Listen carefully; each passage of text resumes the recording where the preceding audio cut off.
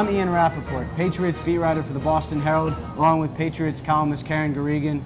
We're looking at some of the surprising developments in this 2011 Patriots training camp, and of course, we cannot even begin to talk about anything else before going right to Albert Haynesworth, the troubled, disgruntled defensive tackle who basically sat out the last 2 years with the Redskins, comes in for the Patriots, and he's happy. What do you think? He loves life now. He's with the Patriots. He does. He's a fan of the Patriots. Best friend lives here. He just couldn't be happier.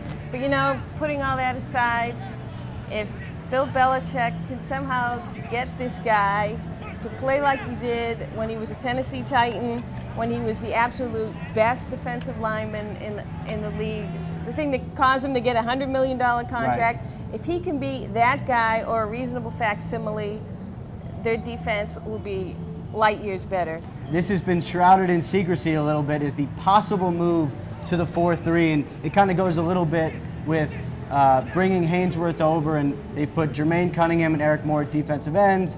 Brandon Spikes has been in the middle. You slide Gerard Mayo over. A lot of moving and shaking to go to a system that Bill Belichick has not run for 6 or 7 or 8 years. Is this happening? Well, Ian, they certainly have the personnel to do it. The personnel, especially with Haynesworth and Vince in the middle, anchoring the tackles right in front. It has the look of a 4-3, but knowing Belichick, they might feature the 4-3 a little more. They still might sprinkle in the 3-4, and with the nickel package, he might throw the kitchen sink at you. I agree, and it's important to remember too that guys like Gerard Mayo, Brandon Spikes, Cunningham, Will Fork, a lot of those guys played the 4-3 in college, so it's not completely unfamiliar.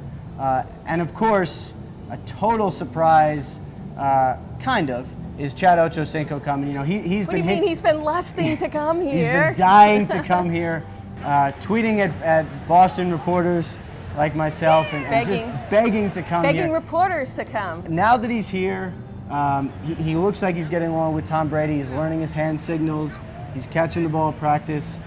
Is this going to be a smooth transition for Ochocinco? Well, I think he's going to do whatever it takes to try and make it a smooth transition. But, you know, as Deion Branch and Wes Welker and others have pointed out, this offense is not the easiest offense to learn on the fly and right away. And we learned that with Joey Galloway a couple years ago. Right, and we also learned that Brady doesn't suffer fools. I mean, if you don't get the offense, Brady is not going to be your friend or your fan. So the trick for Ochocinco to blend in well is to be a quick study. Lee Bodden looks like a youngster with young legs. He's been one of the best players at camp thus far. Doesn't seem to have any ill effects with the shoulder or the rotator cuff. He and McCourty together have looked terrific. Yeah, all of a sudden you're looking at a dramatic improvement just because of Bodden's health and McCourty's development. Well, that's it for us. Something to watch, of course, as we go through the 2011 camp. I'm Ian Rappaport, Karen Garrigan.